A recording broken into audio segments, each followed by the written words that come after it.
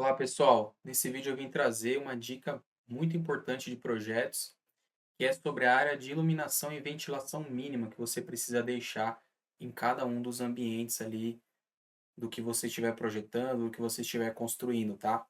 Então, por exemplo, a gente tem aqui, eu tô com esse projeto aqui de um cliente que vai ser aprovado lá na prefeitura de Tremembé, em São Paulo, e aqui a gente tem dois banheiros e um depósito na parte de baixo, né? A gente também tem um quarto lá na parte de cima. Então, para fins de conhecimento, o que que você vai fazer, né? Primeira coisa é pesquisar na prefeitura da cidade qual é o normativo sobre isso. Então, aí eu encontrei aqui esse normativo lá da prefeitura de Tremembé, que diz no artigo 44 as áreas mínimas iluminantes, né, dos compartimentos.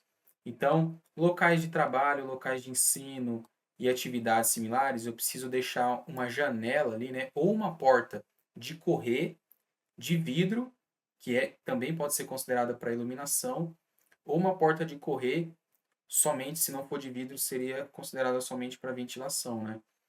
Mas, no caso, e janela principalmente, né? A gente vai considerar isso aqui como janela. Então, um quinto da área do piso, se for um quarto, uma sala de estar, uma cozinha, a gente precisa deixar um oitavo da área do piso, e os demais compartimentos um décimo, que no nosso caso seria o próprio depósito, eu poderia considerar um décimo, né? Então eu separei aqui numa tabela para cada ambiente, que eu tenho nesse caso seria um rancho, né? Para cada ambiente, as áreas de piso, que eu tenho aqui a área útil do piso, e o coeficiente de fração. Então é aquele 10, 8 ou 5 que eu preciso dividir, né, a área. E aqui no nosso caso, por exemplo, deu o depósito deu 2,10 m no mínimo, né? Então, o que que eu poderia fazer, né? Eu poderia ter ali uma janela de 2 por 1,5, né? Se eu for mandar fabricar essa janela, uma janela de 2 por 1,5 já me atenderia nesse ambiente. Agora, como a gente parte sempre para o comercial para sair um pouco mais barato, eu adotaria essa janela de 2 por 1,20, né? Que aqui no caso deu 2,40. Então, a mesma coisa funciona para o quarto, né? Eu tenho um quarto de 43,11 metros quadrados, só que no caso o quarto eu divido por 8, conforme o normativo, e aí eu tenho 5,39, né? Eu dividi esse quarto aqui, se a gente voltar aqui, eu dividi esse quarto em duas janelas, né?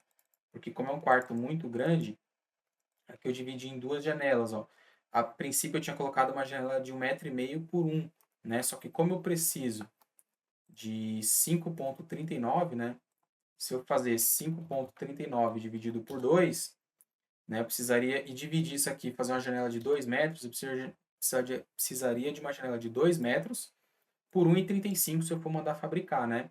Ou eu adotaria essa janela de 2,40 por 1,20, né? Que no caso daria aqui 2,40 por 1,20 daria 2,88, estaria tranquilo, né?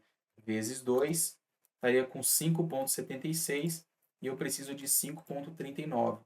Entendeu? Um detalhe muito importante é se atentar com relação à área mínima que ele diz aqui, ó, de 0,60 metros quadrados. Então, para banheiros, quer ver, ó? Ele mostra aqui compartimentos sanitários, né? Eu também tenho um mínimo de 0,60 metros quadrados. Então, muita atenção com essas janelas que são muito vendidas, né, comercialmente, janelas de 60 por 60, elas têm uma área de apenas 0,36, então não atende. E a maioria dos municípios, se você for procurar o código de obras, você vai ver que a maioria dos municípios eles vão cobrar esse mínimo de 0,60. Então eu precisaria ter uma janela de 80 por 80, tá? No mínimo, ou uma janela de 60 por 1 metro, tá bom? Então tem que se atentar aqui nesses detalhes e para você poder fazer um projeto bem interessante, né? Um projeto aprovável e também, mesmo que não for aprovar na prefeitura por algum motivo, você tem um ambiente que é bem arejado, é bem iluminado, tá bom, pessoal? Então essa seria a dica de hoje. Muito obrigado e até a próxima.